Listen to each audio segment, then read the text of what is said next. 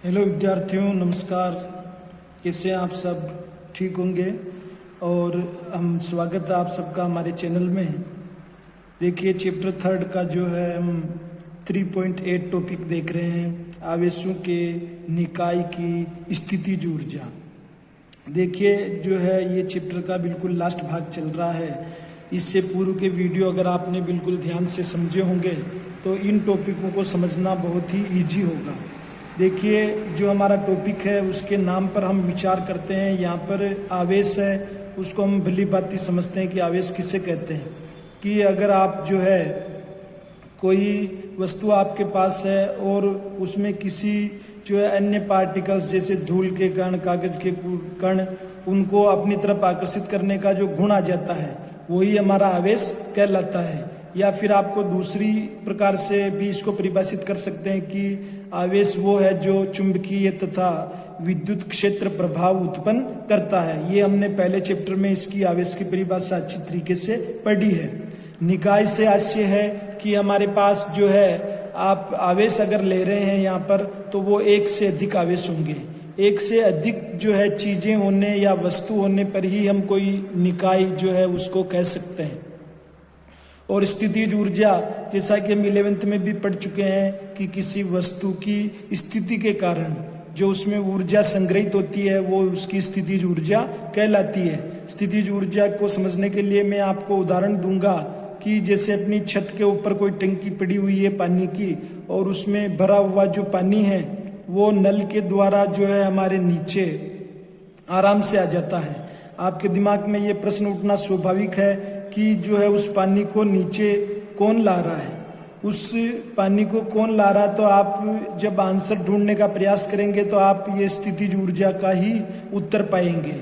कैसे कि उस पानी को चढ़ाने में मोटर द्वारा जो कार्य किया जाएगा वो कार्य स्थितिज ऊर्जा के रूप में पानी में संग्रहित हो जाएगा, और वही स्थितिज ऊर्जा जो है कार्य करते हुए पानी को नीचे नल तक लाने में योगदान करती है। ऐसा ही एक उदाहरण आप धनुष का जो है समझ सकते हैं कि जब अपन धनुष को खींचते हैं तो कार्य करते हैं, और ये कार्य स्थितिज ऊर्जा के रूप में जो धनुष की जो वो होती है उसमें संग्रहित हो जाता है।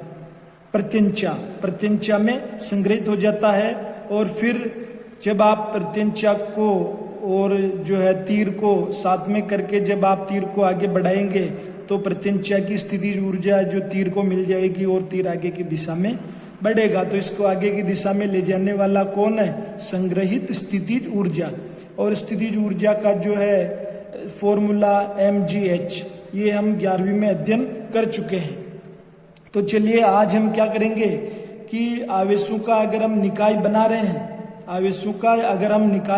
हैं, तो इस निकाय को बनाने में जो हम कार्य करते हैं वही उस निकाय की क्या हो जाती है? स्थितिज ऊर्जा हो जाती है। यानी कि जब आप परिभाषा बनाएंगे इसकी तो जो है आपको केवल टॉपिक को देखना है, इसी से आपको परिभाषा बन जाएगी, रटने की जरूरत नहीं है। कि आप जो है एक से अधिक आवेशों को इकट्ठा करके एक निकाय की रचना करेंगे। इस निकाय की रचना में जितना भी जो आप कार्य करेंगे वही कार्य इस निकाय की क्या हो जाएगी? स्थितिज ऊर्जा हो जाएगी। ये इसकी परिभाषा हो गई। चलिए, इस टॉपिक को जो है 2 भागों में बांटा गया है। पहला जो भाग है उसमें हम क्या करते हैं कि 2 आवेश लेते हैं। हमें निकाय बनाना है तो एक से अधिक आवेश चाहिए, तो हमने 2 आवेशों पर जो है डिस्कस करना प्रॉपर समझा है। और किताब में भी इसके 2 भाग है कि पहले में हमें लेना है 2 आवेशों को, 2 आवेशों के जो निकाय है उसके कारण हमें स्थितिज ऊर्जा जो है कितनी होती है वो निकालेंगे। और इसका दूसरा भाग दिया हुआ है कि 2 से अधिक, जैसे कि मान लीजिए आपके पास 3 है, 4 है, और फिर इन्हीं से हम n आवेशों के निकाय के बारे में भी पढ़ेंगे। n आवेशों के निकाय की स्थितिज ऊर्जा। ठीक है, यहाँ पर जो है हम दूसरे वाले भाग में क्या करेंगे? 2 से अधिक आवेशों के निकाय की हम जो है स्थितिज ऊर्जा निकालेंगे, और उसी के आधार पर जो है अपन n आवेशों का कोई भी हमारे पास अगर निकाय हो तो उसकी स्थितिज ऊर्जा क्या होगी उसका भी संबंध हम प्राप्त करेंगे। तो सुविधा के लिए वीडियो को छोटा रखने के लिए मैंने भी जो है पहला वीडियो 14A तैयार किया, जिसमें हम किसका अध्ययन करेंगे, दो आवेशों के निकाय की स्थितिज ऊर्जा के बारे में।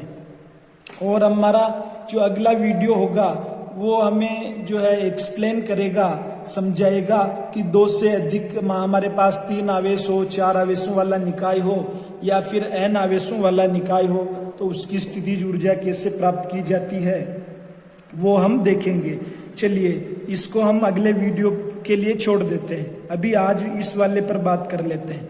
देखिए कोई भी निकाय हम तैयार कर रहे हैं तो वहाँ पर 2 आवेशों वाले निकाय की अगर बात हो रही है तो हम क्या करेंगे कि पहले आवेश को, मान लीजिए ये Q1 है, इस पहले आवेश को हम मानते हैं कि इन्फिनिटी से लेकर के कहाँ तक लाना है, बिंदु A तक लाना है। इन्फिनिटी से इसको चलाते हुए कहाँ तक लाना है, बिंदु A तक लाना है।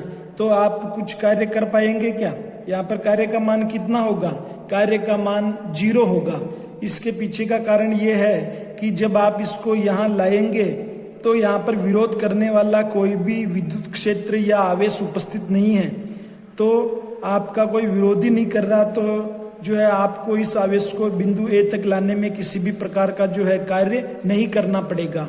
यानी कि पहले आवेश को बिंदु A तक लाने में जो कार्य W1 होगा उसका मान 0 होगा। समझ गए?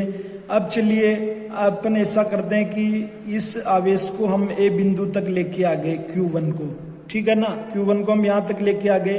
अब Q1 से R दूरी पर कोई B बिंदु की जो है हम कल्पना करते हैं और यहाँ पर हमें क्या करना है, Q2 आवेश को इन्फिनिटी से B बिंदु पर ले जाना है। अब बताइए यहाँ पर किया गया कार्य क्या 0 होगा? सोचिए, क्या यहाँ पर किया गया कार्य 0 होगा? नहीं होगा। क्यों?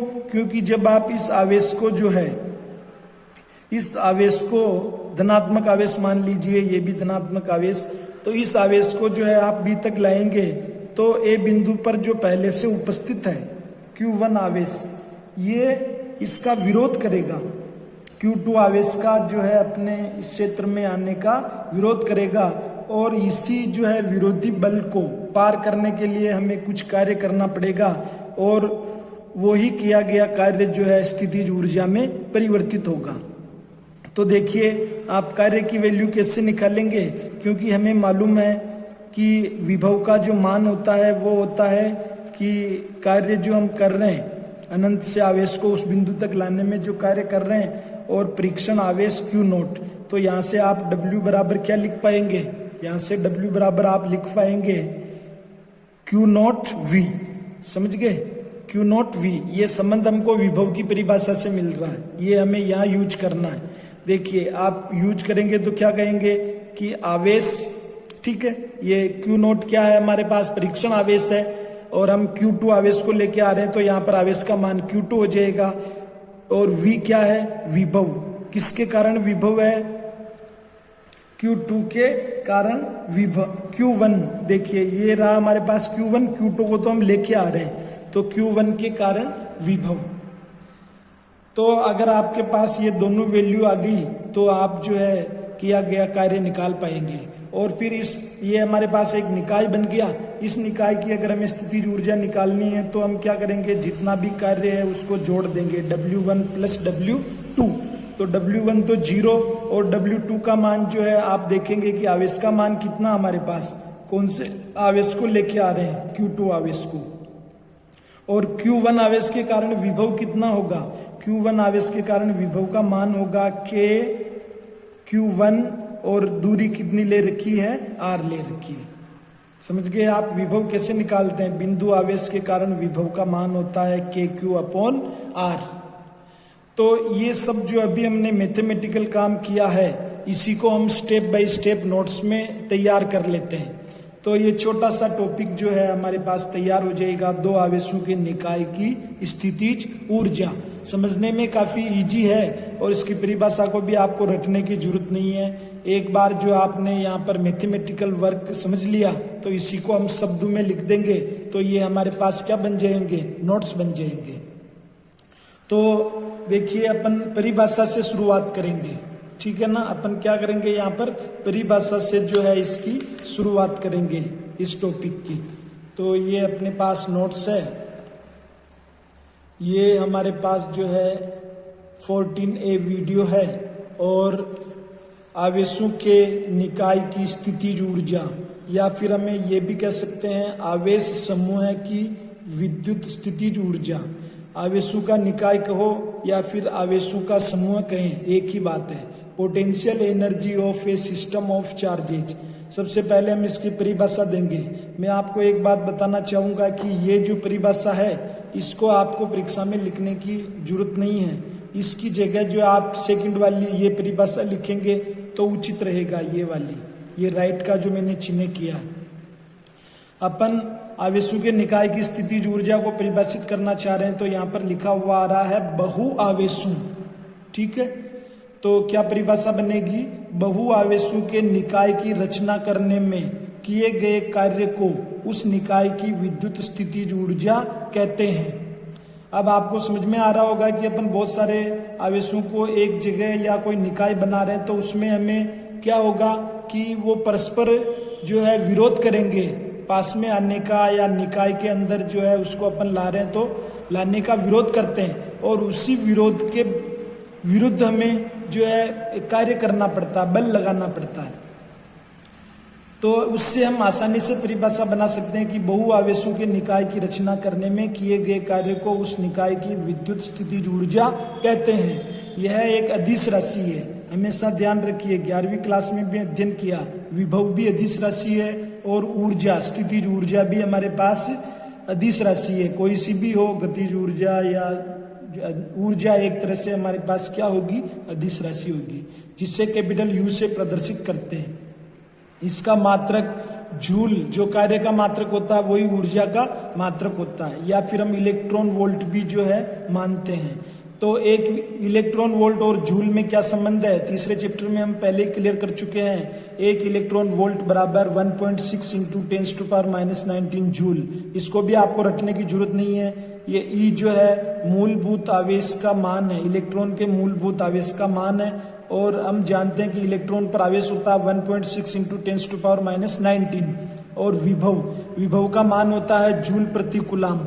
आवेश का मात्रक होता है कूलाम, कूलाम से कूलाम कैंसिल हो जाएगा, तो हमारे पास 1 electron volt equal to 1.6 into 10⁻⁻19 joule वाला संबंध जो है आसानी से आ जाएगा। चलिए अपन इसका जो टॉपिक का पहला भाग लेते हैं। पहले भाग में जो है अपन क्या करते हैं, दो बिंदु आवेशों से बने निकाय की स्थितिज ऊर्जा ज्ञात करते हैं। ये जो डायग्राम देख रहे हैं, इस डायग्राम को जो अभी आपने रफ वर्क किया था उससे समझना बेटर रहेगा कि हम क्या करेंगे कि हमारे पास दो आवेश होंगे, दोनों अनंत पर स्थित होंगे। सबसे पहले Q1 आवेश को जो आप लेके आ रहे हैं, वहां पे नाम नहीं लिखा हुआ है कि ये Q1 आवेश है, Q2 आवेश है। जिस आवेश को आप पहले ला रहे हो वही हमारे पास Q1 आवेश हो जाएगा, तो इसका कोई भी विरोध नहीं करेगा, तो किया गया कार्य हमें शून्य मिलेगा। तो परंतु अपन इसको नोट्स में कैसे लिखें, तो इसके लिए हमें ये एक डायग्राम बना के और इधर कुछ लैंग्वेज में जो है लिखना पड़ेगा। चित्र में दो बिंदु आवेशों Q1 और Q2 जो समान प्रकृति के हैं, दोनों कैसे हैं, धनावेश है, और इन दोनों के बीच की जो डिस्टेंस R है, ये प्रारंभिक डायग्राम नहीं है, ये फाइनल डायग्राम है। प्रारंभ में हम कैसे करते हैं ये भी मैंने यहाँ पे नोट किया। हमें इन दो आवेशों के निकाय की स्थितिज ऊर्जा ज्ञात करनी है, ठीक बात है। हम कल्पना करते हैं कि आवेश कौन से, दोनों आवेश Q1 और Q2 प्रारंभ में एक दूसरे से अनंत दूरी पर विराम स्थिति में थे, ठीक बात है। दोनों अपने आप में जो है विराम स्थिति में थे, क्योंकि उनकी बीच की दूरी को हम कितना मान रहे हैं, इन्फिनिटी मान रहे हैं, ठीक है साहब। चलिए सबसे पहले आवेश को जो है आप बिंदु A तक ला रहे हैं, उसका नाम हम Q1 रख देते हैं। तो ये लिख दिया हमने। सर्वप्रथम Q1 आवेश को अनंत से बिंदु A पर स्थापित करने में किया गया कार्य शून्य होगा। अभी हमने पढ़ा था इसको, किया गया कार्य शून्य क्यों होगा, क्योंकि वहां पर कोई विरोधी बल उपस्थित ही नहीं है, कोई विरोध करने वाला ही नहीं है, तो हमें कुछ कार्य ही नहीं करना उसको लाने में। तो यहाँ पर W1 Q1 आवेश के कारण जो कार्य हम मानेंगे उसको W1 नोट कर लेते हैं, तो वो हमें शून्य मिल जाएगा। अब आप Q1 को कहाँ ला चुके हैं, ए बिंदु पर। अब अनंत से किसको लाना है, Q2 को, और Q2 को इस Q1 से R दूरी पर बिठाना है B बिंदु पर। तो अब जब आप Q2 को लेके आएंगे तो Q1 जो है विरोध करने के लिए तैयार बैठा है, तो इसके विरोध को दरकिनार करने के लिए हमें जो है कुछ कार्य करना पड़ेगा, तभी जो ये आवेश यहाँ तक आ पाएगा।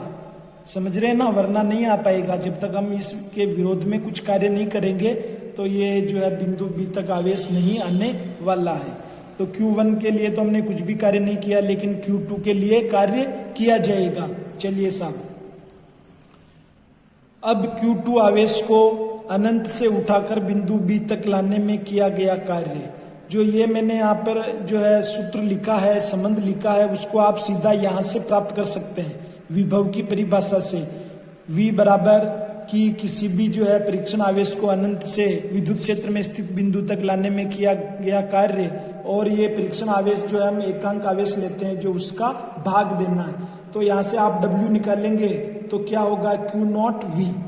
तो Q0 क्या है, आवेश है, V क्या है, विभव है। तो देखिए आवेश लिख दिया, और ये विभव किस कारण से होगा कि जो हमने पहले Q1 को लेके आए थे ना ए बिंदु पे, तो Q1 के कारण विभव। फिर आप देखेंगे कि हमारे पास कोई बिंदु आवेश है या एकांक आवेश है, तो उसके कारण R दूरी पर कितना विभव प्राप्त होता है, KQ/R। ये हम इसी चैप्टर में अध्ययन कर चुके हैं। तो आवेश का मान, कौन से आवेश को ला रहे हो आप, Q2 आवेश को, तो ये Q2 लिख दीजिए। विभव का मान लिखना है, Q1 के कारण विभव उत्पन्न हो रहा है तो KQ1, और दोनों आवेशों के बीच की डिस्टेंस आप स्मॉल r मान रहे हैं, तो ये दूरी यहाँ पर आप स्मॉल r लिख देंगे। तो W2 जो है आपके पास ये आ गया। अब आप कुल कार्य निकालेंगे तो W1 प्लस W2 को ऐड कर दीजिए, क्योंकि अदिश राशि है तो सिंपल क्या हो जाएगा, सिंपल योग हो जाएगा। W1 का मान 0 आ रहा है, W2 का मान अभी आपने यहाँ निकाला है, तो ये जो है हमारे पास किया गया कार्य आ जाएगा। और यही किया गया कार्य किस में बदलेगा, स्थितिज ऊर्जा में बदलेगा। किसकी स्थितिज ऊर्जा, जो दो आवेशों से बना निकाय है उसकी स्थितिज ऊर्जा। तो हमारे पास स्थितिज ऊर्जा का ये जो है संबंध प्राप्त होता है। अब ये एक मैंने नोट डाला है कि यहाँ पर अगर दोनों आवेश समान प्रकृति के हैं, जैसे कि हमने प्लस प्लस लिए थे, Q1 भी प्लस का Q2 भी प्लस का, तो U का मान यानी कि स्थितिज ऊर्जा का मान कैसे प्राप्त हो रहा है, धनात्मक। लेकिन अगर आपके पास ऐसी स्थिति होगी, एक आवेश प्लस का है दूसरा आवेश माइनस का है, तो ऐसी स्थिति में जो है आपके पास ये स्थितिज ऊर्जा आएगी, वो कैसी आएगी, नेगेटिव आएगी। तो एक चीज आप हमेशा ध्यान रखें कि जब भी आपको स्थितिज ऊर्जा निकालनी हो तो आवेशों के मान को चिन्ह सहित रखना चाहिए कि Q1 आवेश प्लस का है तो प्लस Q1, और माइनस का Q2 है तो माइनस Q2। तो मल्टीप्लाई करने में जो है अपने आप रिजल्ट फिर माइनस का हो जाएगा। तो देखिए ये काफी शॉर्ट वीडियो है, आपके समझ में आ गया होगा। आज आप इस टॉपिक के पहले भाग के नोट्स को तैयार कर लीजिएगा, इनका रिवीजन भी करते रहिएगा, और कल जो है अपन इसका सेकंड भाग करेंगे। वीडियो देखने के लिए आपका धन्यवाद। अगर आपको लगता है कि ये वीडियो आपके लिए यूजफुल है और आपको पसंद आ रहे हैं, तो जो है हमारे चैनल को लाइक और सब्सक्राइब जरूर करें, शेयर जरूर करें। वीडियो देखने के लिए आपका शुक्रिया।